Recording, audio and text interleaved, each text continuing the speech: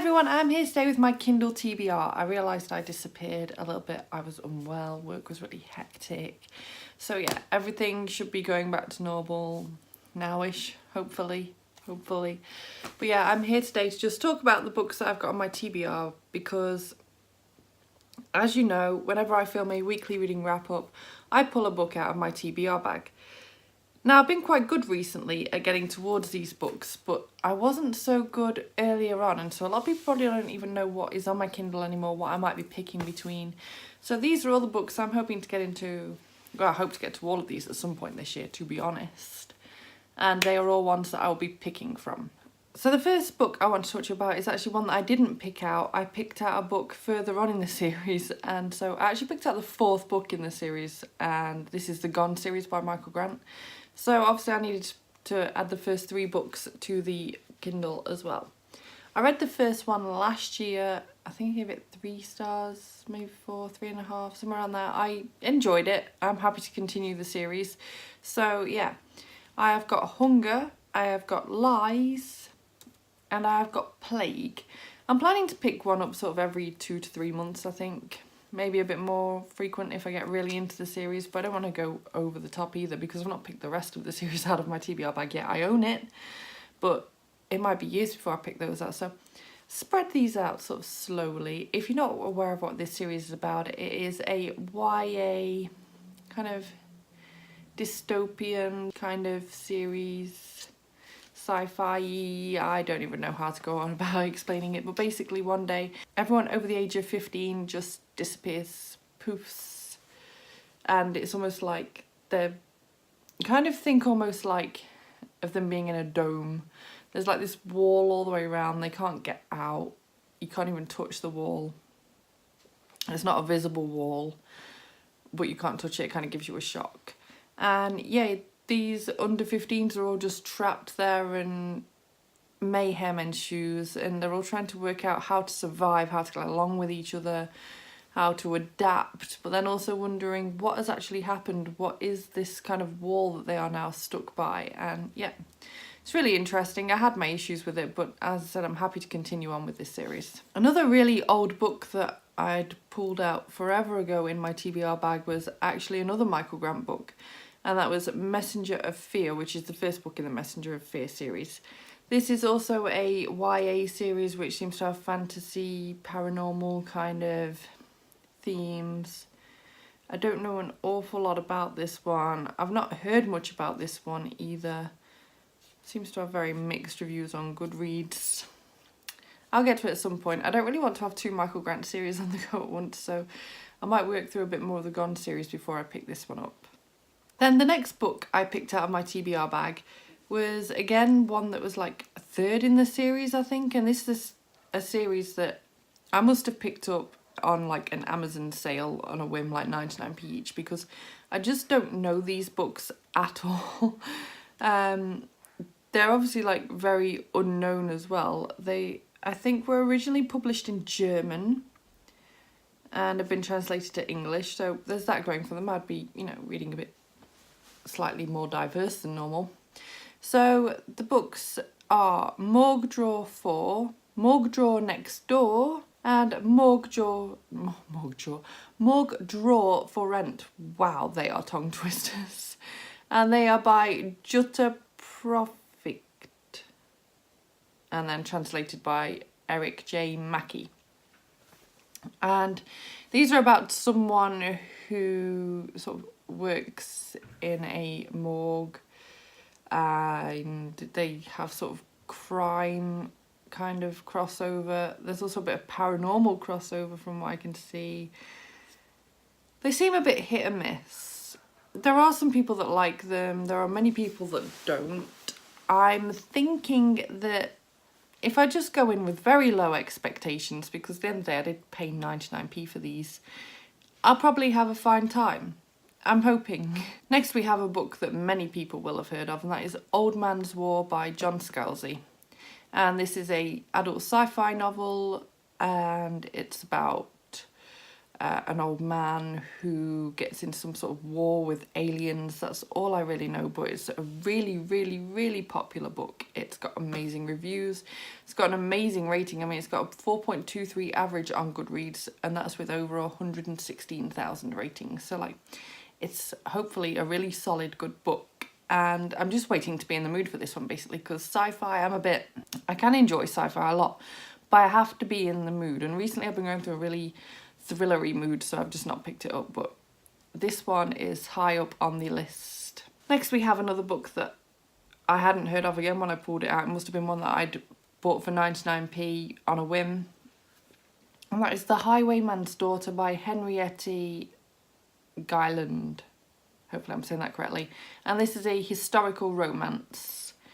It's not got bad ratings and reviews, although it's very, very unknown. It's only got 114 ratings on Goodreads. So if I enjoy this one, I'll really, like, take pleasure in shouting it from the rooftops and getting it some more attention, if I enjoy it. Then we have Custard Tarts and Broken Hearts by Mary Gibson. This is a historical fiction. I think it's set before World War One or maybe during World War One, somewhere around that time period.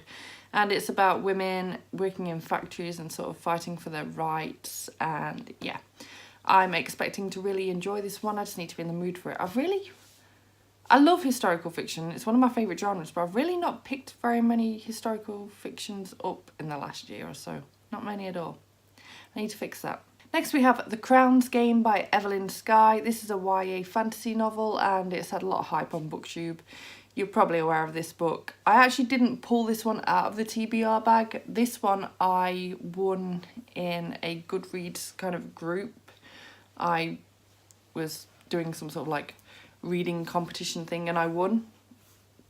And I just ended up shoving it into this section of my Kindle. And I've never taken it away because it's a really popular book that I want to get to, so I've just kind of cheated it in there. And yeah, I'm hoping to get to this one certainly sometime in the next few months because I want to know what all the hype's about. Next we have 3 books that, again, I didn't actually pull out of the TBR bag. They have been cheated onto my Kindle and they are going to stay there, but they won't be there for too much longer. Basically, I'm going to read the whole of the Harry Potter series and then get to these afterwards. These are short stories from Hogwarts of Heroism, Hardship and Dangerous Hobbies, which is the first book in the Pottermore Presents.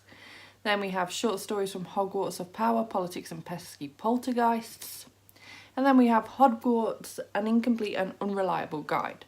So when I finish reading the whole series, as you know I'm currently rereading the series anyway, I will just read these at the end. So these have been cheated on too, but next, we have another book that, again, I didn't actually pull out. I sort of cheated it on there for a slightly different reason to the other ones. And this is Ripper, The Secret Life of Walter Sickert by Patricia Cornwell.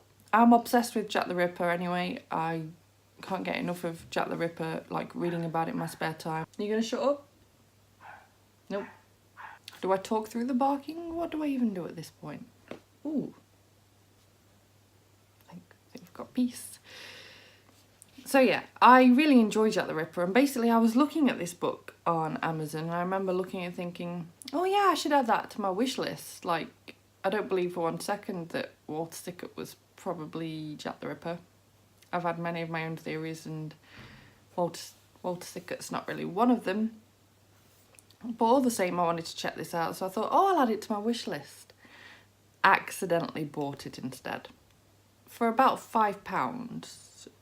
Which would be okay if I'd planned to buy it, but I was planning on just waiting for it to drop to 99p or even 1.99 and then get it.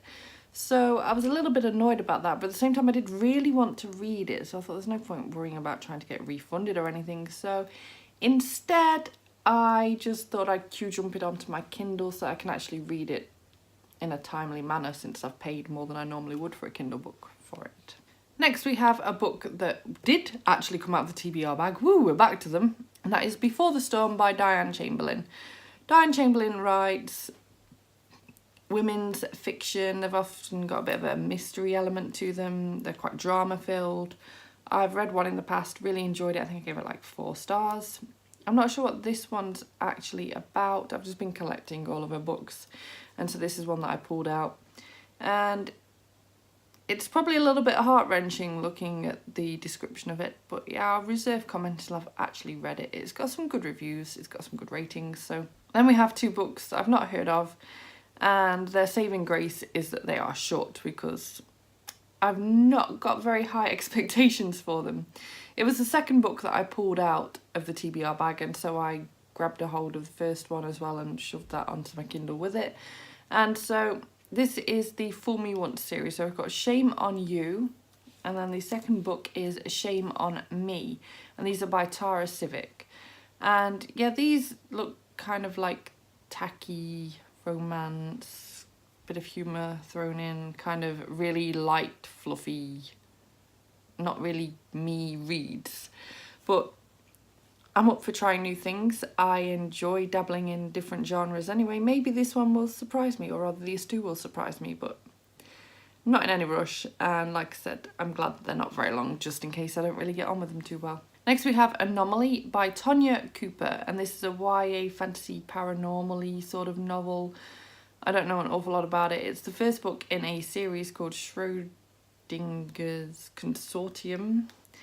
And yeah, I don't know an awful lot about this. It's got very, very mixed reviews, so I can't say I'm in any particular rush to pick this up. But at the same time, I've got to at some point, otherwise it's a waste even owning it. It's just very low down on that Kindle list. Then we have The Graduate by Charles Webb, and I'm a bit apprehensive to pick this one up just because a lot of people are putting their reviews, and this is always a really bad sign to me. A lot of people are putting their reviews, preferred the film, preferred the film, preferred the film. And I feel like that's a very unusual thing for many readers to put. So if a lot of readers have put that, maybe the film's better than the book. But I'll give it a go. What have I got to lose? Then we have Summer at Hope Meadows by Lucy Daniels, and this is the first book in her Hope Meadows series. Lucy Daniels is the author of Animal Arc books, and so I was really happy when I discovered last year that she was writing a new series, and I bought this straight away and then pulled it out of my TBR bag like pretty much in the same month, and I was so happy. I would definitely be getting to this one probably in the spring months, early spring, because I've been putting it off until the weather suits a bit more outside, but I really am desperate to pick this up. Then we have a book that I feel so torn about, and that is Three Daughters by Consuelo Saber. I'm not sure how to pronounce that.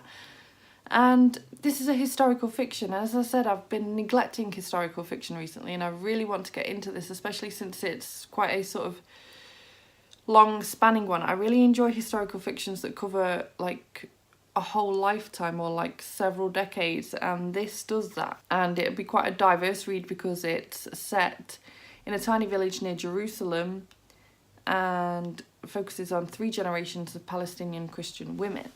So I feel like this, in theory, could be a great read for me. The problem is I know it's going to be a slow read, and I had a really awful reading year last year, and it's really left me put off by bigger books and slower reads because I just want to devour books again. I want to go back to devouring books, and I'm really scared of reading a book that will deliberately take me ages, and that's the point of it.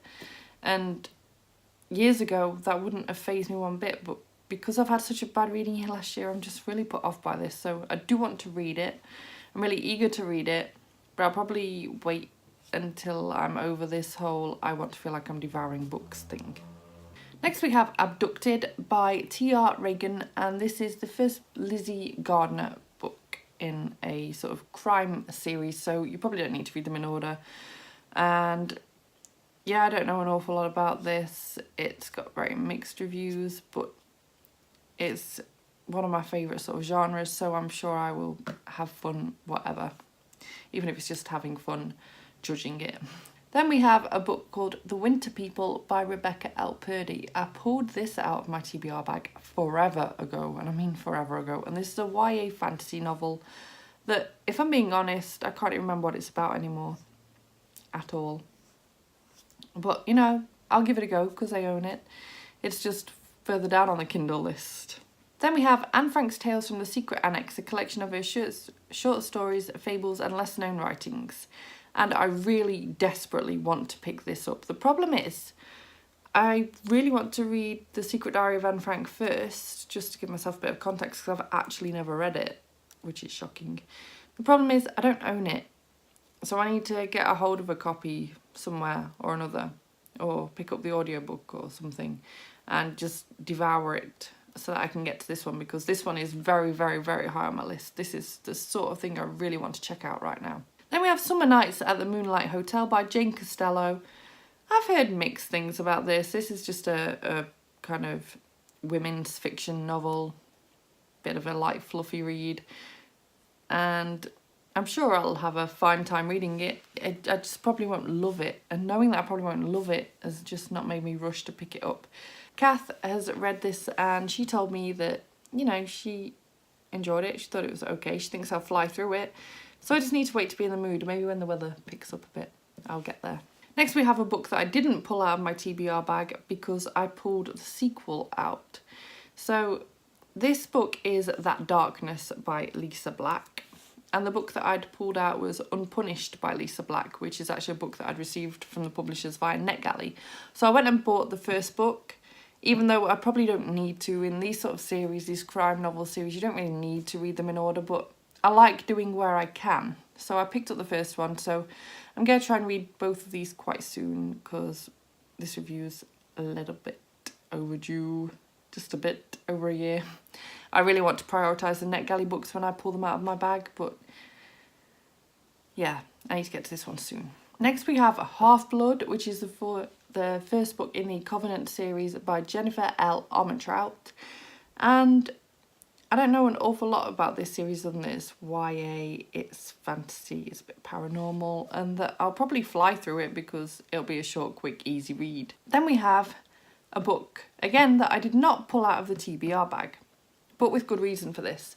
Until, I think it's March, maybe, I've got a free trial of Kindle Unlimited, and you can basically read from a wide selection of books for, you know, as many as you want even during this free trial. And I've been sort of mainly doing this with like graphic novels and comics just to get my sort of money's worth and just pick up any that I've been wanting to read that I didn't want to buy.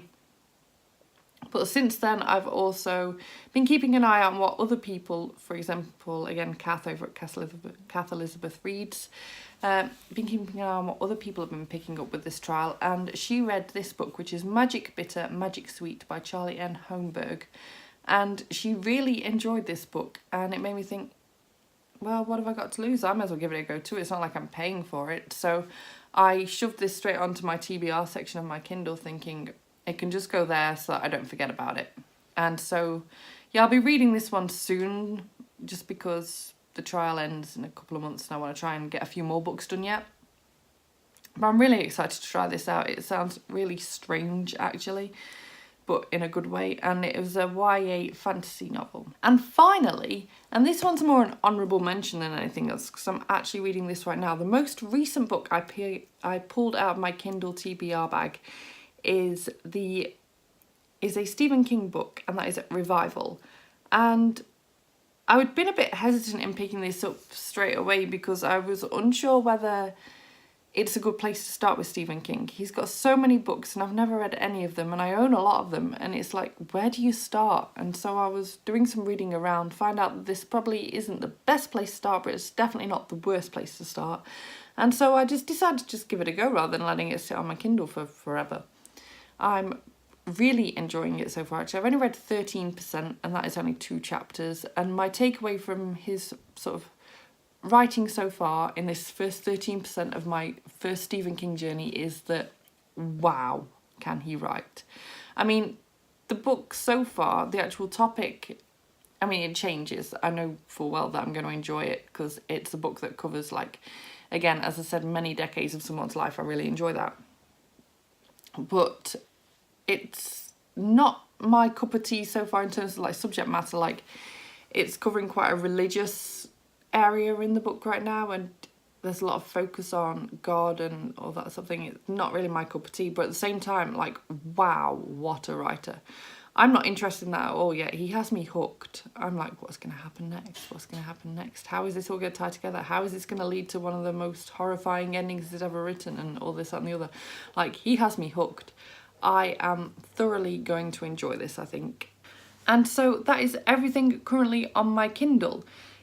I will be adding to my Kindle obviously every single week, because I do pull out, every time I film my weekly reading wrap up, I do pull out one book out of my TBR bag. But I feel like I'm relatively on top of this. I mean, if you think about it, I've got 31 titles there. One of them I'm reading right now, so that puts us down to 30.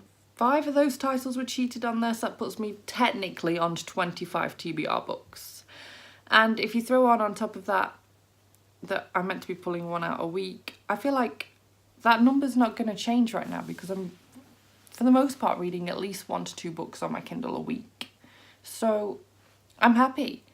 If you have read any of these books and you want me to sort of boost them higher up the TBR, then let me know. Let me know if I should prioritise them, and I will keep that in mind for when I'm picking my next read. And yeah, if you're wondering how everything else is working with my Kindle, basically, with the exception of cheating the occasional book on, and with Kindle Unlimited and my TBR bag, they are the only books that go onto my Kindle. Everything else that I buy or that I receive from NetGalley just goes straight into the cloud. I put them in my TBR bag, and they don't go onto my Kindle until I pull them out.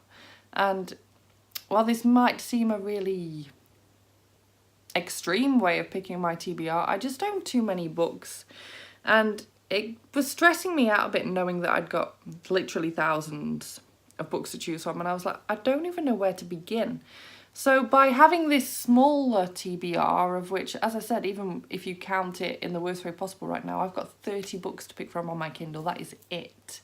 It's so stress-free. I can kind of calm my mind into thinking that I only own 30 books to pick from, rather than stressing, thinking, oh my God, I've got so many books and how am I ever going to get to them all? So yeah, this is really working well for me. It's really helped me pick my reading back up. I'm really enjoying picking from a smaller selection, and I still love knowing that there is a chance for me to pick up other books soon. So it's really exciting picking a book out of the bag every week too. It's like, oh, what's it going to be? Like, I'm enjoying this. So yeah. Thank you so much for watching this video. As I said, things will be getting back to normal this week, so I will have a weekly reading wrap up on Sunday, and yeah, things will just be back to normal, as it were. So many people with this smaller booktuber movement thing have recently subscribed to me. Thank you so much. Thank you. But yeah, if you enjoyed this video, please give it a thumbs up. Subscribe by clicking the image of me just so if you want to see more book reviews and other bookish content from me. And I will see you on Sunday with my weekly reading wrap up. Bye bye!